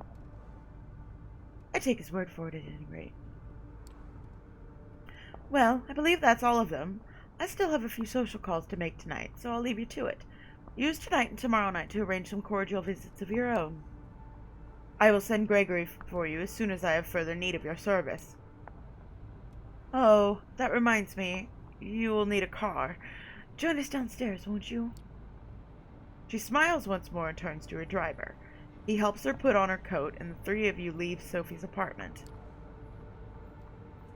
Sophie points to one of the cars near the building as Gregory hands you the keys. It's a rather inconspicuous compact car, and decent looking, if not a luxurious ride. Stay safe, Jeremy. This is your first night alone. Don't let it be your last. As they drive away, you find yourself with more freedom than you've had for the past few nights. A blessing or a burden? Time will tell. With a list of addresses in your hand, you consider your next move. Ooh. Okay, this is Tamika. Is this my Nosy friend? I want to see the Nos. Oh no, that's the Tremere. Hope. Gumshoe in the dark. You're the Nos, okay.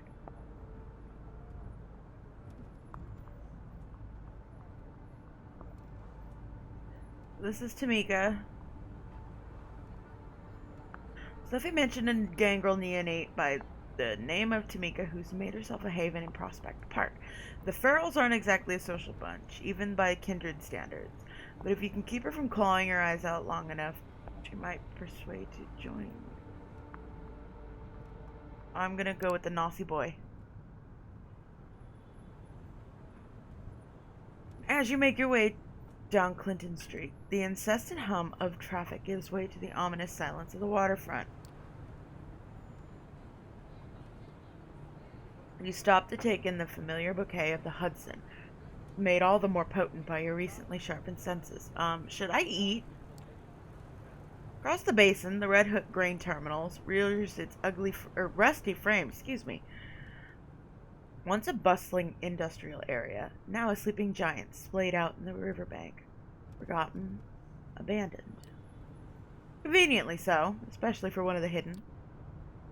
Keeping to the shadows, you sneak closer to the dilapidated complex, making your way past hole-ridden silos and wobbly chain-link fences. By the time you reach the entrance to the main building, you can almost feel the rust particles making themselves cozy at the back of your throat. Not getting your hopes up, you give the door a slight nudge.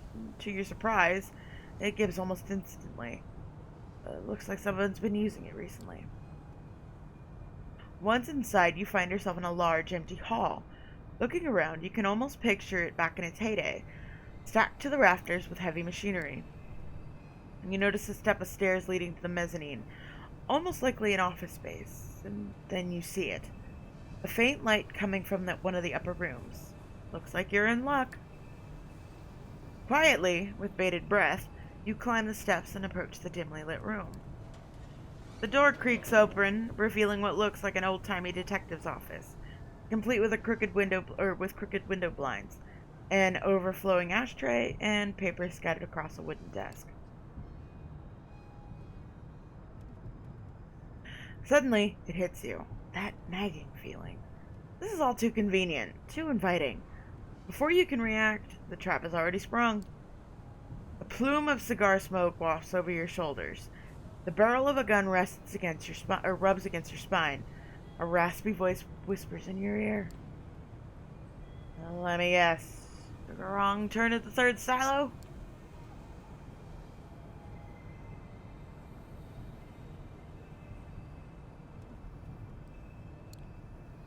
Driven by a strange hunch, you open your mouth. You hear yourself talking, but the words are not yours. They seem to be coming from the deepest recesses of your memory, a movie you saw as a child. You don't know why, but it seems oddly appropriate. I know what you're thinking. This punk ain't got nothing on me. I'm sitting pretty low on a loaded cult detective special. 5 in the cylinder, 1 in the chamber, and I only need the 1. As corny as it all sounds, this stranger seems oddly receptive to your tough guy monologue, so you decide to bump it up a notch.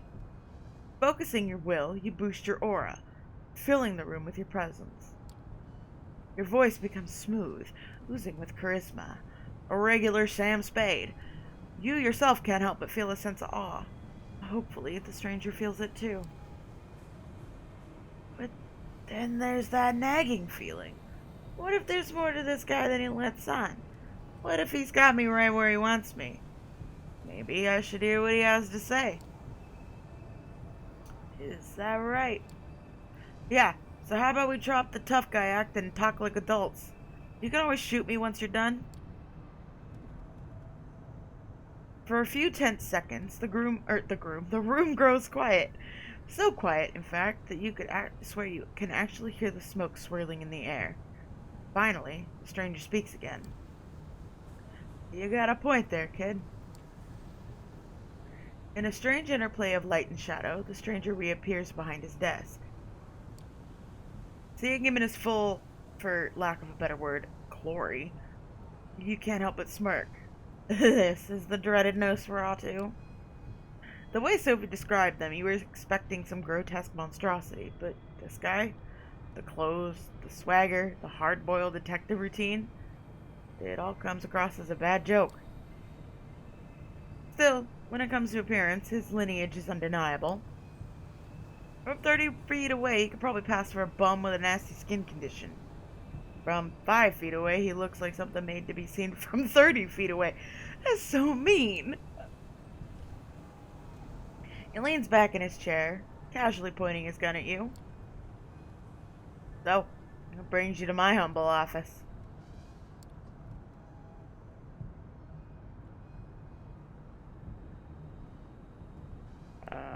The Red Hook murders? I'm here about the Red Hook murders. Yeah, that. Nasty business. What's it got to do with me? A lot, if you ask Kadir. A lot, apparently. At least Kadir seems to think so. His expression sours. Not a name you want to casually toss around, kid. But hey, I get it. You're not some random schmuck who wandered in here off the street.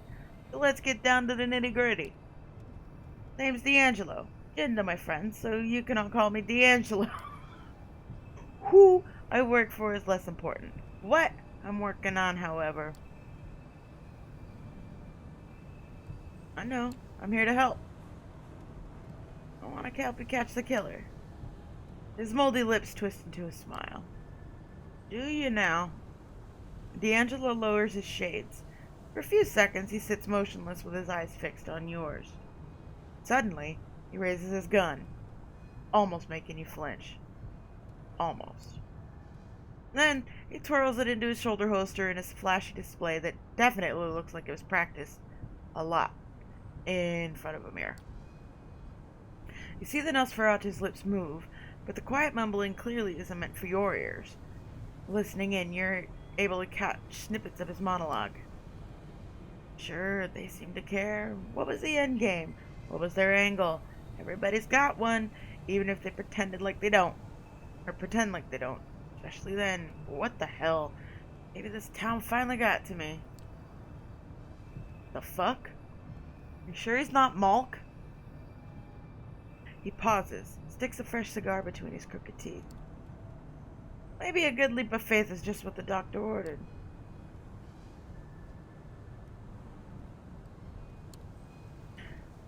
As he reaches into his pocket, you flash a lit lighter before his eyes. Or maybe you could use a healthy dose of unhealthy. For a split second, he gives you a puzzled look. Then he leans over to your lighter, puffing on the cig as he catches fire. A wry smile comes back to his lips. I like you, kid. You might look like a used car salesman, but there's just something about you. Tell you what, it's just about to head back to the crime scene, take a look around, refresh my notes. You can tag along if you want to. I could use an assistant. Someone to take notes and make wild assumptions for me to shoot down. Who knows, if you're any good, I might consider making this a long-term arrangement. Sounds good. Sure it does, kid. I'm the one who said it. Just one more thing. You still got me at a disadvantage here. Seems like you've done some digging on me, but with you, I barely scratched the surface. You catch my drift? So, answer me this. Who was it that sent you into my neck of the woods? Or, in layman's terms, who do you work for? Sophie Langley.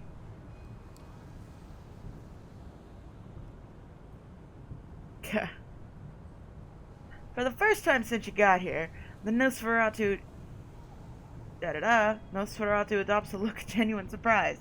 His eyes wander for a moment, finally giving way to a crooked smile. Mommy's almost done. She is almost done.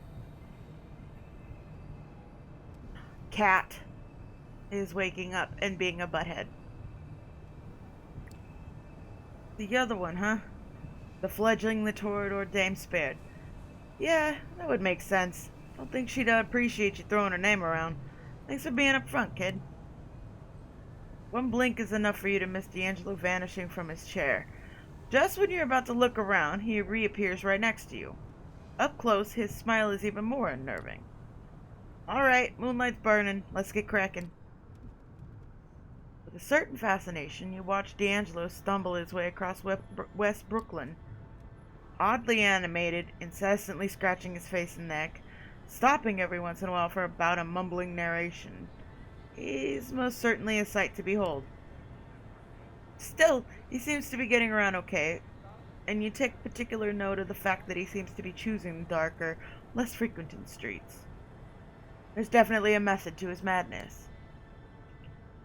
Eventually, your leprous guide takes a sudden turn off of Van Brent Street and into a particularly dingy alleyway. The torn pieces of yellow police tape. Hey, can you stop doing that? Hey, stop it. Go back to sleep.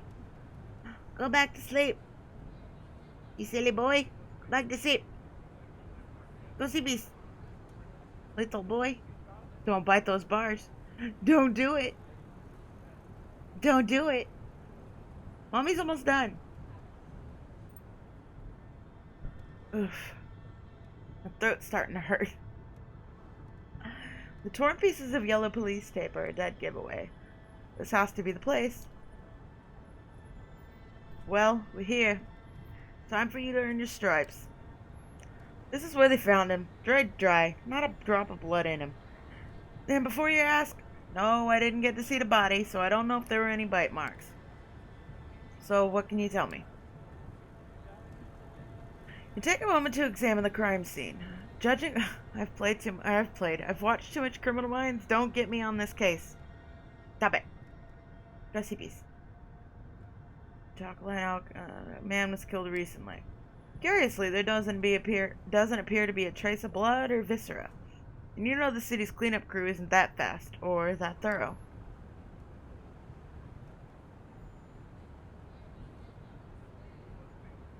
Looking up, you notice a spray-painted sign on the wall. It reads, "The Blood Speaks," in crooked letters. Look, little boy. Listen. Look. Take this toy and go play.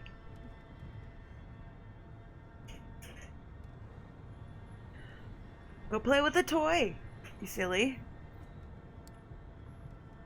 You look to D'Angelo. The Nosferatu gives you an expecting look.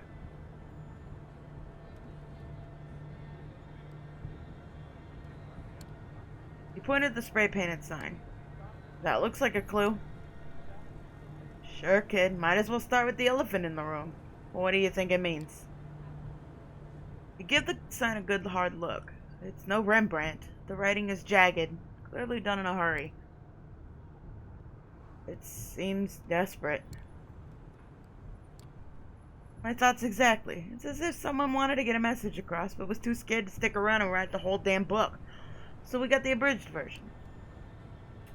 And then there's the blood, or lack thereof. And given that the murder was committed right here and the victim didn't make a sound, we can therefore conclude that the killer is kindred? Bingo! Only a kindred could drain a human this quickly, this quietly. Tell me, if you were to guess, which clan would you say our killer belongs to?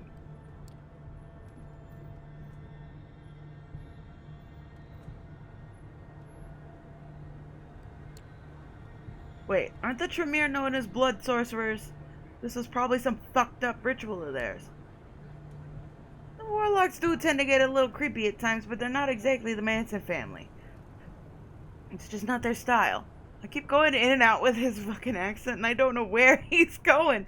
He's like half Brooklyn, half Boston, half Midwestern. I don't know where he's going. This might be jumping to conclusion, but my money's on the Thin Bloods. He pauses, spits out the mangled remains of a cigar. Shit. Looks like we're gonna have to pay Larson a visit. You don't sound happy. It's complicated. Larson's got a neat setup for it then. Oh! That's why they're not supposed to go. Oh! That's why we don't. Oh! Okay. Larson's got a neat setup for a Thin Blood anyway. Lives with his family, a mortal family, mind you. Even though he's a primogen, he's managed to shield them from kindred politics, and that takes some doing. Not sure if he knows who the killer is, but he could probably make an educated guess. In any case, we'd be doing him a favor. If it turns out if it turns out one of his is violating the Masquerade, it would put him in a hell of an awkward position. And I mean shitting upside down awkward. It's the kind of weakness the other primogen would love to exploit. His position in the council is bad as it is. He pauses for a moment and mumbles to himself, but it's too quiet for you to make out. Finally, he lights up a fresh cigar, takes a puff, and lets the smoke escape through his crooked smile. Alright, kid, let's get this over with. Compared to the industrial ugliness of Red Hook, Sterling Place is quite a change of scenery. It's the heavily gentrified and pleasantly dull residential area emanates the sort of peaceful apathy that rich hipsters scoff at and blue-collar workers dream of. Excuse me, what are you doing? Get down. No, you do not need to do that. No, Batman. Stop. Be a good boy. Let me finish. Okay. All of a sudden, the Nosferatu stops. Almost like he was taking a deep breath, steeling himself for things to come. This was the place. With that, he points to a surprisingly nice-looking two-story house. The place is almost completely dark. Almost. You notice a dim light shining through the curtains of an upper-story window. Probably safe to assume the head of the family is working late, especially if the head of the family happens to be a vampire. Okay, kid, we gotta be gentle about this. I'm talking velvet gloves, soft cushions. You rang, my lord, gentle. We need to get Larson out of there without making a fuss or letting his family see us. If we blow this, he'll shut down like a speakeasy on raid night. Trust me, I know.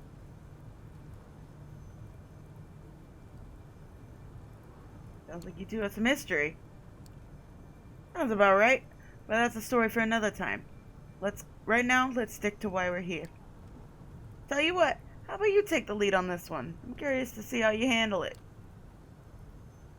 You take a step back and look around the area. The lit-up window seems like a safe bet. Now it's just a matter of getting Larson's attention. His and no one else's.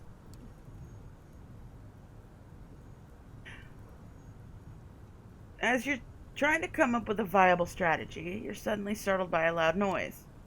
It takes you a second to identify the sound as a dog's barking. It doesn't take you long to figure out where it came from, as a bearded man leading a Rottweiler on a leash comes into view.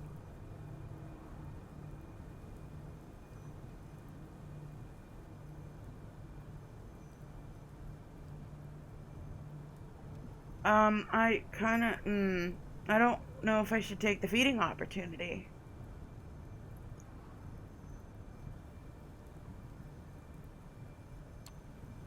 You kneel down and pick up a rock off the lawn. One small enough not to break glass, but big enough to get someone's attention. Deftly, you chuck the rock at the window, and it bounces off the glass with a quiet but audible thunk. Moments pass in silence, making you think no one got your message. But just as you start to look for another rock, you hear the window slide open. A very unassuming and slightly unshaven man in a turtleneck appears at the window. As soon as he notices you, his expression sours, like he just smells something rotten. He addresses your Nosferatu partner in what could only be described as a very loud and angry whisper.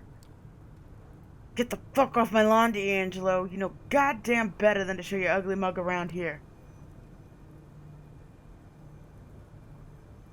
You glance over to D'Angelo. He looks somewhat embarrassed, scratching the back of his neck, clearly trying to find the right angle to play this.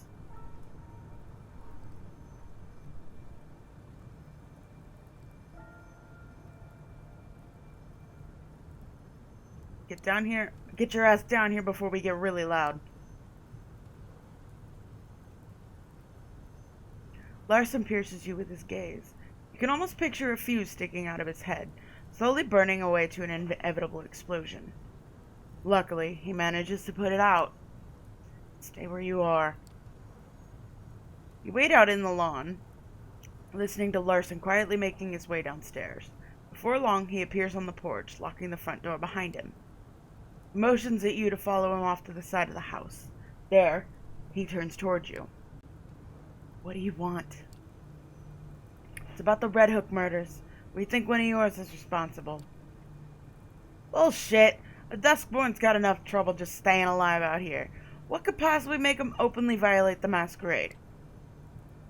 Desperation? The killer's been leaving messages. Whoever they are, I think they know something. Something they can't share with just anyone.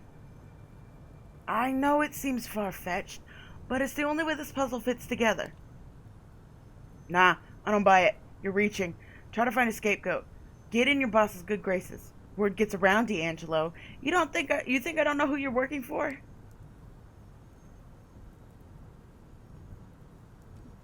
Then help us clear your name. Then help us clear your people's name. What have you got to lose? Everything? I've been a thorn to the council's side for a while now. This is just the excuse they need to get rid of me.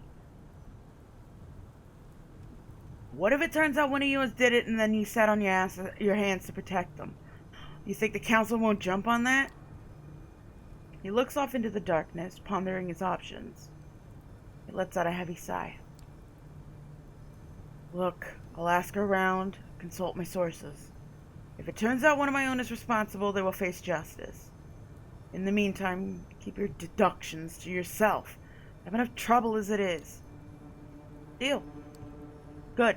Now if you'll excuse me, I have to get back to my family. And, oh, hello. That was weird. And with that, Larson retreats to the elusive safety of his home. You decide it's best to move along.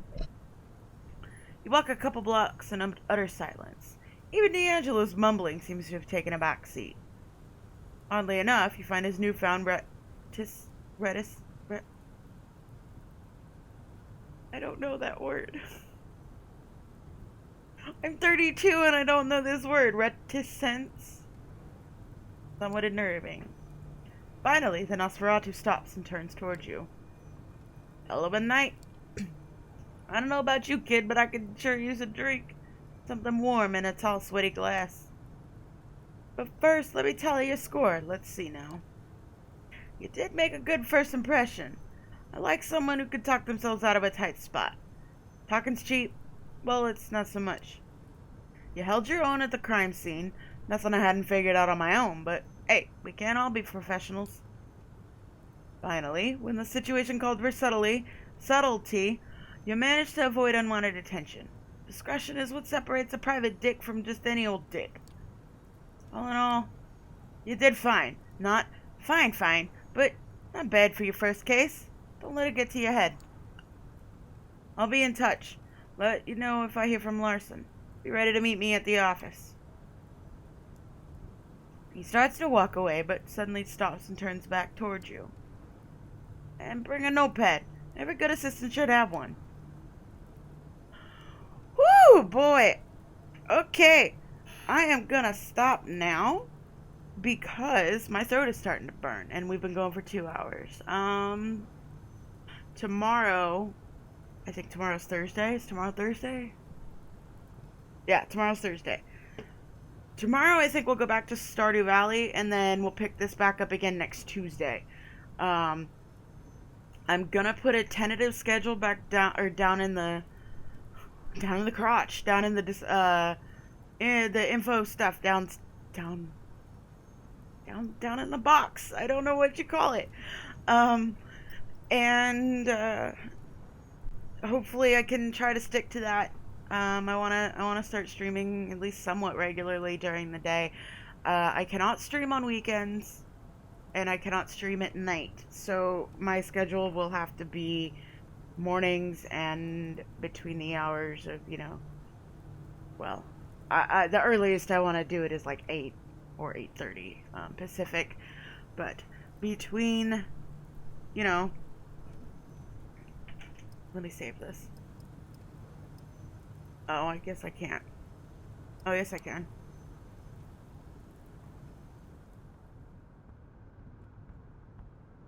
Okay, there we go. Yeah, the earliest to latest I can really stream is like between the hours of 8 and 4, because I do have a YouTube channel. I do need time to record things and all that stuff, and I just need time for myself as well, because I'm still getting used to a lot of stuff, like incorporating streaming as well as having the YouTube channel, which I'm trying to get back into regular uploads and stuff after coming back from hiatus. So yeah, thank you for watching. I appreciate it, and I will see you tomorrow. Keep eyes on my Twitter for the time, probably either, like I said, 8:30 or 9 o'clock once again, and I will eventually have a more structured schedule going. But I hope you guys have a great day, and I will see you all next time. Bye-bye!